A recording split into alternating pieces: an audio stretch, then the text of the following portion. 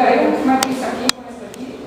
Percebe? Então, o ser aprendiz significa que nós estamos permanentemente aprendendo uns com os outros a viver. Bom, agora, orgânico, porque você tem laços, ou seja, nós não somos um ser em si, nós somos um ser, somos, ou seja, nós estamos em interação permanente, os outros, na relação que eu estabeleço com os outros, eu aprendo e os outros aprendem comigo. O ser vivo humano é orgânico. Agora, esse orgânico não é reduzido ao planeta Terra. O planeta Terra é um dos planetas, né, do sistema solar, que é uma supernova explodida, gerou de algo que está em esfriamento. Vocês pensam que nós estamos em aquecimento? Nós estamos em esfriamento. O que tem de fogo dentro da Terra está esfriando. A relação é diferente. Nós não temos nitrógeno. Nós dependemos do Sol. O Sol é o fogo, a luz que alimenta o planeta Terra, com Mercúrio, com Vênus, com os outros. Nem sei se a gente sabe de todos que estão aqui entre nós. Né? Nós ainda estamos pesquisando o sistema planetário, né, solar. E teremos ter surpresas, né, daí para frente. Então, o que isso quer dizer é que, se eu sou um ser vivo, não vem pronto, porque ninguém tem manual de instrução aqui. Até eu brinco às vezes, era bom que a gente nascesse, né? E logo do lado assim tivesse um manual de instrução. Como é que você vai operar esse ser que chegou aí agora? Que bom que tivesse, né? Não tem. Tem apenas um ser. Conhecer a graça. Embora tenha que fazer. Sim. Mas, né, o que nós temos é um ser que nasce e acabou. O resto tudo vai ser pesquisa daqui para frente. Tá? É aprendiz e isso dá essa consequência. Ou seja, a vida não está completa, dada e conhecida. Ela será sempre objeto de investigação. Tá? Quem hoje são vocês, seus filhos serão outros. Então, não tem que se espelhar seu filho em você. Faça com que seu filho seja bem melhor que você. Porque senão você acaba a vida dele. Você interrompe a vida dele, você atrapalha a vida dele. Então, a relação entre gerações é de não atrapalhar. Porque quem vem com outra energia, com outro acúmulo, com outro momento. E não é para reproduzir quem já está. Quem já está com o negocinho rodado. Estou sendo bem direto para não ser tão, né? Talvez complicado como está aqui. Esse orgânico, não é todo mundo que aceita isso. Há pessoas que acham que nós somos um ser aprendiz, mas que cada um vai seu caminho aí, não tem nada a ver com o resto, né? Não tem pertencimento nenhum. Essa definição de ser orgânico e cósmico é dizer o seguinte: meu ar que eu respiro aqui não fui eu que produzi. Se eu acabar com as árvores, não vai ter oxigênio não, gente. Porque o ser humano depende desse oxigênio que é produzido aí.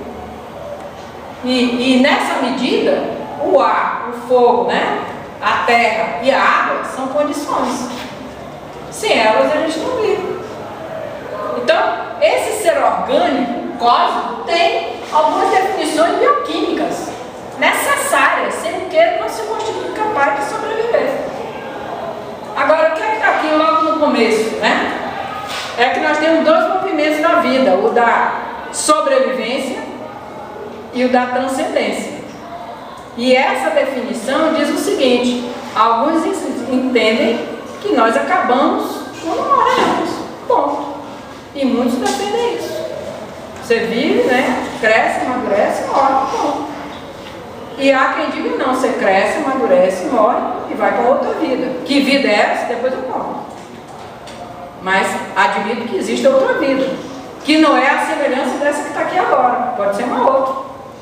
E que também não tem que dizer que é a mesma pessoa que vai se encontrar. Aí são as definições que cada um vai fazendo. As definições que cada um vai fazendo.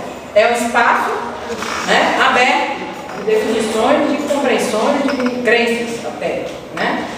Então, essa compreensão é de que, aqui no primeiro parágrafo, vai dizer assim, que a educação, né, ela vai se pautar por essa definição evolutiva. Ou seja, os seres estão em evolução. Evolução significa que ninguém está parado. Significa que nós estamos tendo uma consciência humana cada vez mais evoluída. Então, quando isso se coloca na dimensão do humano, e não do humano negro, do humano mulher, do humano esquimó, do humano quilombola, né? Tudo isso são atributos circunstanciais do tempo e espaço, né?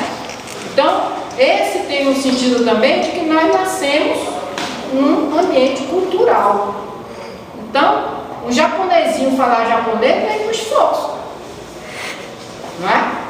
Aquela piada que tem por aí, né? Vai que menininho falando japonês, o pai e a mãe japonês e alguém, né? Admirado em falar japonês.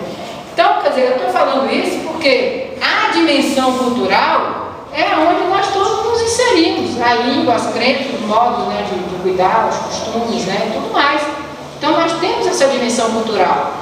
Mas quando eu falo aqui do humano, ele vai além desse cultural, ele vai numa identidade de que o esquimó, o quilombola, o que está lá na África do Sul, o que está lá, né, morto na enchente lá no soterrado, é tão humano quanto qualquer um de nós. E nessa medida se trabalha aqui também a visão da transculturalidade, ou seja, ir além daquilo que é cultural. Defender a cultura é importante porque te enraiza, mas eu não posso me atrelar e me reduzir à minha cultura. E quando a gente fala isso, está falando dessa dimensão cósmica aqui. Esses são os seres que estão aqui, mas nós temos muitos outros seres que estão no ambiente cósmico, com os quais nós nos comunicamos. Algumas pessoas se comunicam. E até tem códigos de comunicação. E, para não, né, exagerar demais, só para dizer o seguinte, quer dizer, que existem códigos de comunicação interplanetária, tá? Quando vocês forem lá na igreja lá da Catedral, né, em Brasília, tem lá 3 de um lado, né? Tem aqui São Marcos, São Lucas, e quem é outro evangélico aí, quem sabe? Mateus, né? Marcos e Lucas, está aqui desse lado, tá?